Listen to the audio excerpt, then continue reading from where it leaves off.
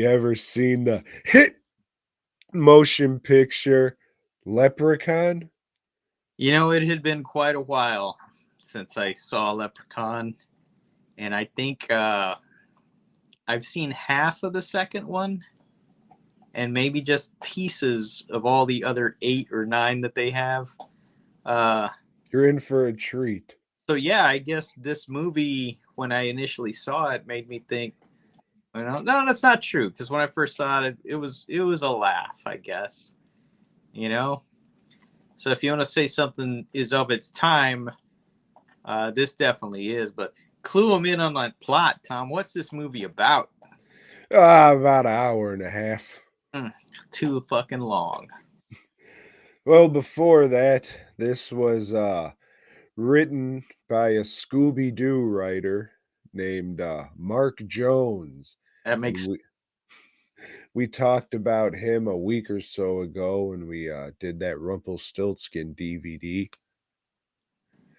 and so he was shopping this one around, and Trimark bought it because they had, such success with the Warlock movies. They said, "Hey, let's find another gimmicky type horror movie we can exploit." So, I guess this was originally supposed to be like a horror movie for kids, a PG-13 type horror movie for kids. And then I don't know what would be a good word. Maybe confused and or oblivious foreigners who run Trimark. They didn't have confidence in old Mark Jones to direct it, but they let him. But they said, if we don't like shit 2 days in a row, you're gone. So, that's not awesome to have that looming over you every single fucking day. So there was shit like that. And then I guess after the movie was shot, they said, we need to bring somebody in to fix this movie and maybe add a couple inserts of kills or some kind of quick gore or something. And they did. And now we have the hit motion picture from, I think, the year of our Lord 1993, Leprechaun. I specifically remember seeing this poster at Stratford Square Mall in Bloomingdale, Illinois, right? Yeah. And boy, did it scare me. And it scared me and it scared me. I had nightmares and I was terrified of that fucking poster and what I thought the movie was for years and years and years. And then I saw it and I said, that was pretty good, but that poster was way scarier than the fucking movie. So the movie itself, Joe, an old drunk gets the pot of gold from a leprechaun because he's burying his mom in Ireland. So he mails all this gold through the postal service or some shit like, that's trusting instead of just carrying it with him. But luckily it shows up. So now him and his extremely old ass wife has all this gold. But unfortunately for him, the leprechaun who this gold belongs to also bought a plane ticket because I guess he had Irish rubles or stones, I think those people use as currency. So old drunky McMick, he throws the leprechaun in a box, puts a fucking four-leaf clover on top of the box, because that's leprechaun kryptonite, you see. Why he didn't throw it in the box and, nail it shut, I don't know. Then leprechaun kills everybody, gives this guy a stroke. Ooh. And hey, quiet you. And then what happens? Oh yeah, not the guys from Tremor show up to fix this old house. And hilarity ensues, Joe. What happens after that? I've been talking a lot. Well, yeah. Well, the thing is with the leprechaun is it can do impressions, Tom. Like it can do like Rodney Dangerfield. Hey, you can do whoever, and we learned that right off the bat when he kills old McDrunkie's wife. And then proceeds to do his wife's voice to lure him in. So this impression type thing is going to play off a little later. But Jennifer Aniston and her dad have moved from the big city out into some little small burg of a house. Why? I don't know. They never say like, "Oh, dad got this job over here, or he's working on this project." No, they just moved there. But the dad has to have some money to fucking afford that fake ass beard he's rocking. Yeah. And there's a crew of shitty dudes that are painting the house that include one guy that wears like a button-up shirt but with the sleeves torn off, you know, Because he's cool. which I've never seen anybody do that, aside from the movies. Maybe they did that in California, but never here. Also includes like a 10-year-old kid that's on this work paint crew and a guy with mental disabilities, Tom. Well, to be fair, the kid also has mental disabilities because the kid thinks gold coins are going to be able to afford him the surgery to give Ozzy smarts. Yeah, Ozzy is the retarded guy, and he is played by the guy that played Buxton in Pee Wee's Big Adventure. And the kid was in a lot of shit too, but I just can't remember any of it right off the bat. And the girl that moves in is Jennifer Aniston, who would become a big star in the show Friends. Uh, Or for you fucks south of the border, amigos. yeah, but because she made her bones on a sitcom, she really can't act worth a fuck. And that is evident in this movie. But anyway, back to our story. Uh, the the disability guy and the kid, they find some gold. They find old Leprechaun's bag of gold in an old fucking vehicle, and they take one piece of gold to some local gold guy. Well, first, old Ozzy's like, hey, you gotta tell if it's real. I'll bite it. Oh shit, I ate it. Mm-hmm. That's That's right. important. That's right. It is important.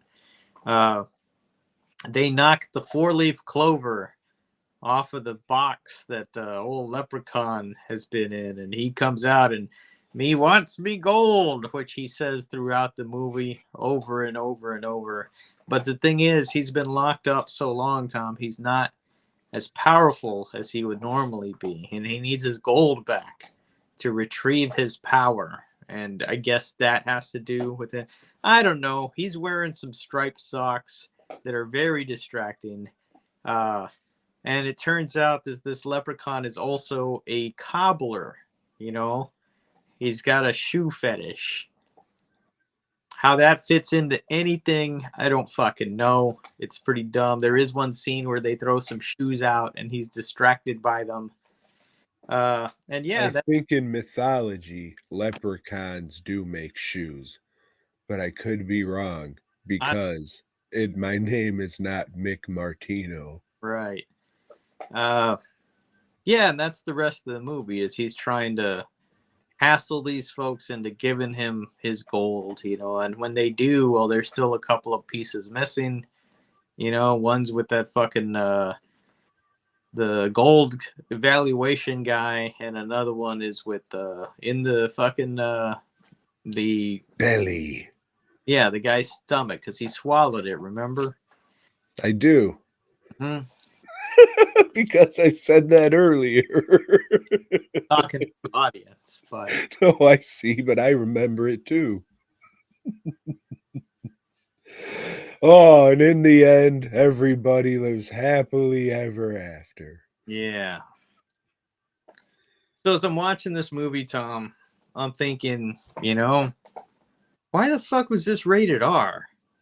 You know, but then finally later on we get to an eye gouging removal scene, and eye shit is always a way that they're going to give you an R rating, you know, if you mutilate an eye or some shit. So it's like, oh, okay. Before that, though, I was listening to the commentary track before all the gore stuff was added. They said they got a PG-13 rating, but they had to have a couple more fucks to make it a rated R. So were they not putting the gore in and trying to trick people with an R rating then? I don't know. Those confused foreigners at Yeah, Trimark. yeah. Even the profanity is at a very low level, probably the minimum you could get for a rated R. Uh, there's no nudity in it. It just, I don't know. I don't think it deserves that rating. Like you said, guy's eye gets ripped out. Mm-hmm. Then he's got the little fingernail scratches on his face. That was cool, right? That was all right. Yeah. I didn't care for What that. most of the gore and everything is just kind of like lame. The what looks good is the leprechaun himself. You know, his mask and prosthetics and his handsies. Yeah, the Leprechaun makeup by Gabe Bartalos is fucking awesome. Yeah, Probably my favorite character makeup. Stick Freddy Krueger up your asshole. I think Leprechaun's makeup looks way fucking better than that shit. And then all the puppets and melt effects at the end is fucking dope shit. that was cool. And I even like didn't mind the digital shit where he's like fading in and out of. I don't know if he's teleporting or what the fuck he's doing, but they did that so briefly and so quick that hey, that didn't look bad. You know. I mean, it's of his time and all that, sure, but like you said, it's just used just enough that they need. There's some good lighting in it too. Like they really fucking the director of photography was doing his shit, to make the leprechaun look creepy and keep it in shadows when it needed to. And there was cool glowing green light here and there. And the lighting and shit was really good, but at the end of the day, it's a movie that I mean, the director, he knew the movie he wanted to make, but the people above him didn't trust him and they did whatever they wanted. But somehow they still ended up with a classic on their hands. I'll definitely say nostalgia has a lot to do with me liking it, but then again, the leprechaun makeup looking so good and me liking monsters and masks and all that shit, that has a lot to do with it too. But you know, like Jack Frost, if they just, planned this to be rated R from the beginning and had a couple good gore kills in there, probably would have helped a lot, but I still really like the fucking movie. I can't give it a 5 out of 5, but it's pretty close. I don't care for it. You know, I could see how some people like, especially with the nostalgia factor added in, but I could see it definitely being a movie for kids that are getting into horror. You know, and if you want to introduce your kid to some movies, this is a good one. You know, it's a good one for maybe 7 to 10 years old. You know, and then I think anybody older than that would be bored as fuck. You know, like a 12-year-old would probably see better shit on the video games they play. But yeah, it's not for me. But then again, I don't like the goofy horror stuff. But that's me. These are just opinions, so don't take it personally. Thanks for checking out the show. We hope you dug it, baby. If so, give us a thumbs up. Subscribe and let us know down below. Support Tom and Joe by heading over to dwnproductions.net and fastcustomshirts.com. Until next time.